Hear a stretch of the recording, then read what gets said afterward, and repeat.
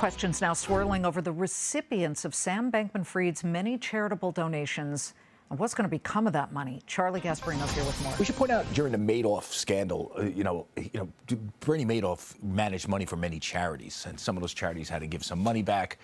Managed money for a lot of people, but that's the sort of that's one of the tragedies here, and we're going to hone in a little bit today on one charity. It was a fascinating thing that he did. It was called a hackathon.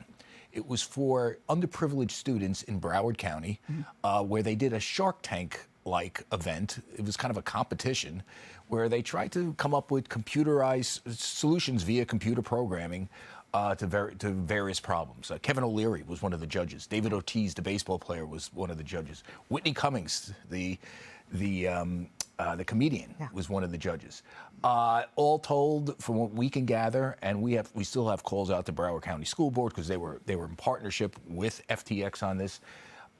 That they handed out to these kids. It was a bunch of them. I would say about 10 of them. About $1 million+. And these are kids that are in college now, come from underprivileged backgrounds. Money's probably spent.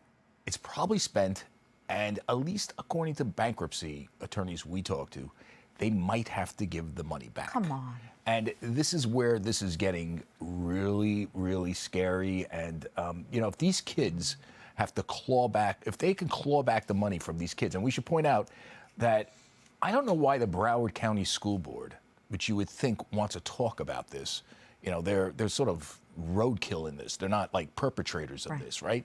Why they're kind of covering this up, it seems to me. They are not calling us back. They're ignoring our calls.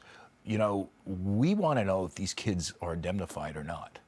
And I'm hoping they are indemnified because these are not kids that have a lot of money, right? The last event was in March 2022, so last March. Now, you have to go and sort of start putting things together to see whether it's a clawbackable amount of money or type of money. Because if the bankruptcy trustee and the SEC and all the prosecutors are saying that the fraud began before the implosion, that money could be clawbackable. It's not, it's part of the time when the fraud, the Ponzi, the theft, when he was commingling so much funds, it was starting to begin. And that's kind of what you hear from if you read the various SEC charges, if you listen to the bankruptcy trustee. We should point out that his aunt, Sam Bankman-Fried's aunt, a woman named Barbara Miller, very politically connected, was one of the sponsors of this stuff. We should point out that Barbara Miller has not returned our phone calls for comment. So this is getting, pretty deep. Again, I'm not casting aspersions on Ms. Miller. I'm sure she wanted to do the right thing, right? But why isn't anybody calling us back, telling me whether these poor kids are going to get, have to spend the rest of their life, working off? Well, do they? If the money's gone, I don't know. Not there. I don't know. It's clawbackable. Who knows? Let's ask Harvey Pitt.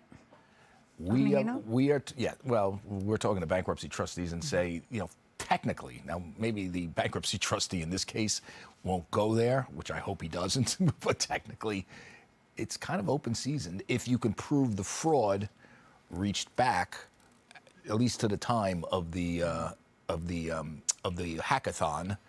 Which, by the way, this was a huge thing. Broward, I'm not. This was like the whole county. Sounds like it. Broward County is the second largest county in Florida, home of Fort Lauderdale, on and on. Charlie, good stuff. Okay. Thank you very much. Keep us posted.